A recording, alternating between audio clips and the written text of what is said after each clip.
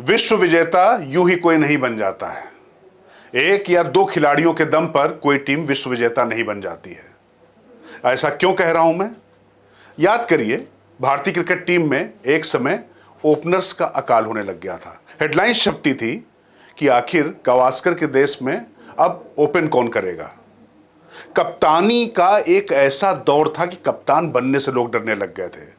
कपिल देव और सुनील गावस्कर जैसे खिलाड़ियों के बाद, चाहे वो अजरुद्दीन रहे हों, चाहे दिलीप वेंगसरकर रहे हों, इवन सचिन तेंदुलकर जो क्रिकेट के गॉड कहे जाते रहे, क्रिकेट के भगवान कहे जाते रहे, उन पर भी कप्तानी ने जैसे ग्रहण लगा दिया हो। उनका प्रदर्शन बहुत ज़्यादा प्रभावित होने लग गया था। लेकिन आज देखिए, ये जो क्रिकेट टीम 2020 वर्ल्ड कप का सूखा जिसने 17 साल बाद ख़त्म किया है, 2007 के बाद जो जीत कर आई है रोहित शर्मा स्क्वाड की अगर हम बात करें, तो यहाँ पर टीम में लगभग आधे सदस्य ओपनिंग के लायक हैं और आधे ही आप मानकर चलिए कि इसमें कप्तानी के दावेदार बने हुए हैं। तो इसीलिए मैंने कहा कि ये विश्व विजेता यूं ही कोई नहीं बन जाता। नमस्कार, मैं राजकिशोर। बुलंद भारत टीवी पर जब मैं आगे बढ़ूं, लेकिन उससे पहले बारबोडस से जब भारतीय क्रिकेट टीम के हमारे सूरमा रणबांकुरे लौटे हैं, तो जरा एक बार किस तरीके से जश्न का माहौल है, कैसे उनका इस्तकबाल हो रहा है, कैसे उनका स्वागत हो रहा है, कैसे वो नाच रहे हैं, गा रहे हैं, इसको भी जरा देखिए, थोड़ा आनंद लीजिए।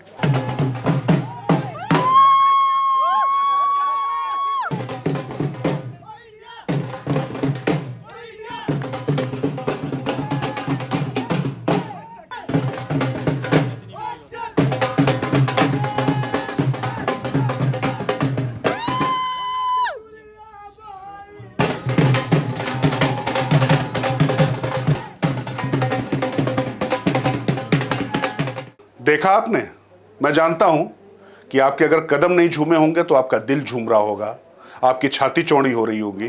प्रधानमंत्री के घर तक, प्रधानमंत्री कार्यालय तक ये वर्ल्ड कप भी पहुंचा है और ये पहली बार नहीं हुआ है। 1983 में जब कपिल देव स्क्वाड जब जीत कर आया था, तो तब की प्रधानमंत्री होती थी इंदिरा गांधी, उस समय भी ये कप उनके पास गया था। इसके बाद अगर आप बात करें, जब 2011 में वर्ल्ड कप जीता गया था, तो उस समय यूपीए की चेयरमैन सोनिया गांधी होती थी, उनके पास वर्ल्ड कप गया, तो उनके साथ टीम ने फोटो खिंचवाई थी। महेंद्र सिंह धोनी की अगुवाई में हुआ था। 2007 में भी महेंद्र सिंह धोनी ने 2020 वर्ल्ड कप जिताया था। लेकिन जरा अब आगे बढ़े तो एक चीज और जानिए, भारतीय क्रिकेट टीम का जो सफर है उसकी समृद्धि पर भी थोड़ा बात कर लेते हैं। 83 में आपको बता दें, जिस समय 1983 का विश्व कप विजेता बने थे हम, उस समय हमारी क्रिकेट खिलाड़ियों को कुछ अलग से इनाम देने के लिए हमारा जो क्रिकेट बोर्ड था उसके पास पैसा नहीं होता था।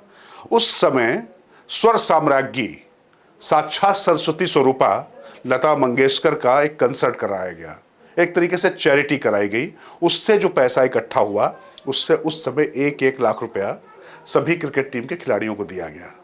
इसके बाद 2007 में जब महेंद्र सिंह धोनी की अगुवाई में विश्व कप जीता गया 2020, तो 10 करोड़ रुपए दिए गए।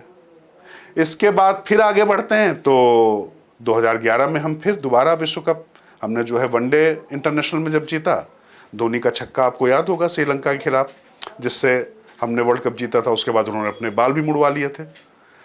उसके बाद हमें इतना पैसा मिला कि हर खिलाड़ी को 2-2 करोड़ रुपए, और बाकी जो स्टाफ था जो उसके साथ में थे वो भी मालामाल हो गए थे। और इस बार जो बीसीसीआई के अध्यक्ष हैं जय शाह, उन्होंने 125 करोड़ रुपए इस 2020 वर्ल्ड कप की टीम को दिए हैं। ये सब तो बातें हो गई, लेकिन जो हम बात कर रहे थे, हमारे 3 खिलाड़ी और कोच कहते हैं ना कि जब आप शीर्ष पर हो, शिखर पर हो, तभी विदाई लेनी चाहिए। उन्होंने ठीक ऐसा किया। सबसे पहले क्रिकेट के लीजेंड विराट कोहली ने 2020 के फॉर्मेट से संन्यास लिया। फिर विश्व कप विजेता टीम के कप्तान रोहित शर्मा, कैप्टन कूल के बाद उनके भी, कैप्टन कूल महेंद्र सिंह धोनी के बाद रोहित शर्मा की बहुत चर्चा होती है। उनकी कप्तानी को भी बहुत अच्छा माना जाता है और उन्होंने दिखाया भी मौकों पर कितना वो फ्री हैंड होकर खेलते हो, फ्री हैंड होकर अपने खिलाड़ियों को खेलने देते हैं। यही टीम की बात होती है, टीम लीडर का यही काम होता है। उन्होंने भी 2020 फॉर्मेट से संन्यास ले लिया। रविंद्र जडेजा एक ऑलराउंडर, उन्होंने भी संन्यास ले लिया। तो कुल मिला के 3 जगह तो 2020 टीम की आप मानकर चलिए खाली हो गई।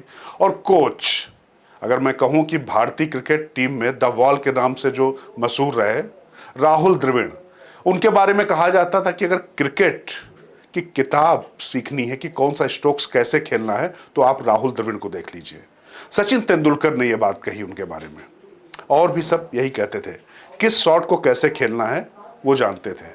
वीवीएस लक्ष्मण के साथ उनकी जो 2-3 साझेदारियां हैं वो इतिहास में अमर हो चुकी है। सचिन तेंदुलकर के साथ भी उनकी कई साझेदारियां हैं, लेकिन किस तरीके से भारतीय क्रिकेट टीम का जो रिसर्जेंस हुआ है उसमें राहुल द्रविड़ की एज ए बैट्समैन भी बहुत बड़ी भूमिका रही, और आज कोच के तौर पर भी वो उभर कर आए। उनकी जो तपचर्या है, जो उनका परिश्रम है, जो उनकी लगन है, जिस तरीके से उन्होंने पूरी टीम को बहुत बुरे दौर से, फ्रस्ट्रेशन के दौर से भी उबारा, बिल्कुल मुकाम तक पहुंचकर जिस तरीके से विश्व कप हम नहीं जीत पाए 50 ओवरों वाला वर्ल्ड कप वनडे मैच वाला, उसके बाद भी उन्होंने टीम को बिखरने नहीं दिया और टीम को एक नए सोपान पर लेकर गए।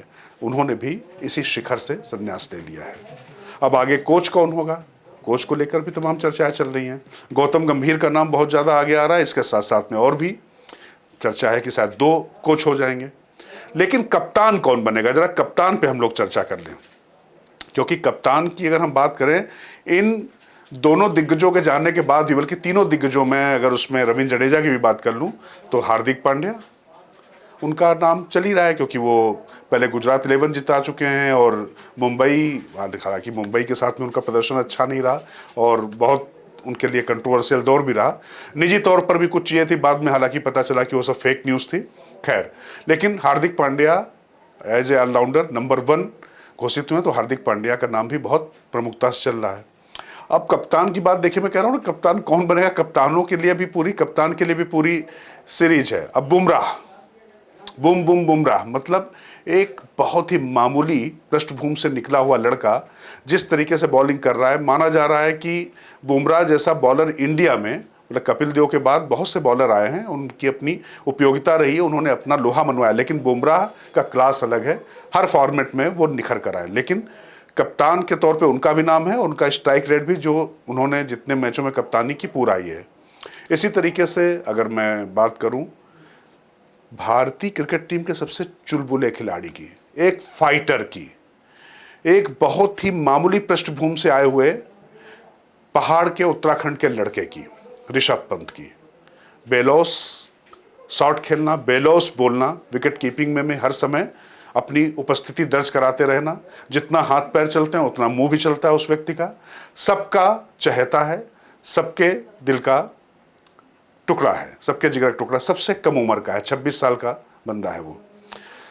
अब ऋषभ पंत ने भी मैचों में कप्तानी की, उसका भी स्ट्राइक रेट अच्छा, और कप्तानी के दौरान ऋषभ पंत खेले भी अच्छा है। तो कम उम्र का मामला है, तो कम उम्र में अगर लंबे समय तक कप्तान 2020 के लिहाज से ढूंढना है तो निश्चित तौर पर ऋषभ पंत का नाम काफ़ी आगे जा रहा है। और फिर बात अगर इस खिलाड़ी की ना करें तो बात अधूरी रह जाएगी। वैसे तो यूपी के बनारस के आसपास के इलाके के हैं, लेकिन मुंबई में पले बढ़े, पिता उनके जो है भाभा परमाणु अनुसंधान में इंजीनियर, और बात हो रही है क्रिकेट जगत के एक ऐसे सूर्य की जिसको स्काई भी कहते हैं, सूर्या। तो सूर्य कुमार यादव ने जिस तरीके से कैच पकड़कर दौड़ते दौड़ते, याद है ना आपको, कि सीमा के बाहर जाती बॉल को हाथ में लेकर फिर बाहर फेंककर जिस तरीके से पकड़ के लाए, वो दरअसल कैच नहीं था, वो ट्रॉफी थी, उसी समय लपक ली थी सूर्या ने। और सूर्या भी जिस तरीके से बेलौस होकर हिट मारते हैं, और जो उनका अंदाज है, मुंबई से ही आते हैं, तो शानदार उनका भी नाम चल रहा है। लेकिन निश्चित तौर पर आपको एक बात बताना चाहता हूँ, कप्तान कौन चुना जाए, इसमें जो बहुत सफल कप्तान, जो बड़ा खिलाड़ी होता है, उसकी बड़ी भूमिका होती है। क्रिकेट के भगवान सचिन तेंदुलकर ने महेंद्र सिंह धोनी को चुना था। धोनी जब कप्तान बने थे तो बड़ा सबको सरप्राइज हुआ था कि अरे इतने खिलाड़ी पुराने पड़े हुए, वीरेंद्र सहवाग से लेकर तमाम खिलाड़ी वहाँ पर पड़े हुए थे, लेकिन आखिर क्यों धोनी। लेकिन सचिन तेंदुलकर क्रिकेट की जो नब्ज जानते हैं, क्रिकेट में उन्होंने एक ऐसा कप्तान ला कर दिया जिसने एक इतिहास रच दिया।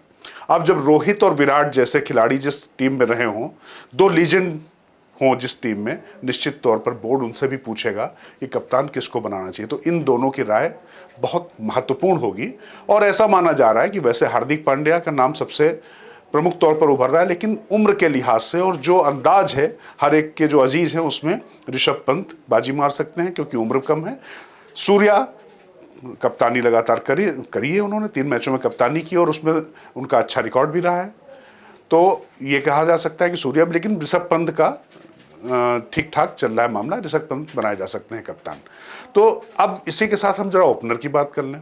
अब आप देख लीजिए कि यशस्वी जायसवाल जैसा लड़का, इतना शानदार खिलाड़ी, उसको ओपनिंग करने का मौका नहीं मिल पाया चूंकि यहाँ पर रोहित शर्मा और दूसरे खिलाड़ी थे, तो उस वजह से अब यशस्वी जायसवाल के रूप में एक ओपनर भी तैयार है, फर्स्ट डाउन प्लेयर भी तैयार है। इसके बाद में एक पूरी सीरीज है, श्रृंखला है। इसीलिए मैं आपसे बताना चाह रहा था कि भारतीय क्रिकेट टीम ने सिर्फ समृद्धि नहीं पाई है, बल्कि इतने सितारे, इतने हीरे, और जिनको कहते हैं गूदड़ी के लाल।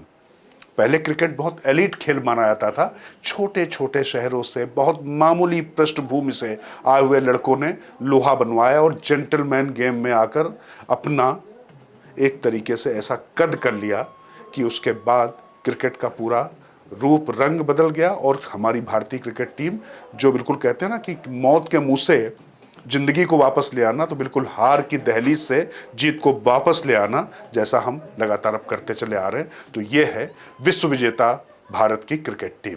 नमस्कार, मैं राजकिशोर, मुझे दीजिए इजाजत, और कृपया बताएं कि आपको ये कैसी लगी हमारी रिपोर्ट, और कमेंट बॉक्स में हमें इस तरीके से जरूर बताते रहें जिससे हम आपके मुताबिक अपने आप को और सुधार सकें, परिमार्जित कर सकें। मैं राजकिशोर, बुलंदबार टीवी, ताकत आपकी।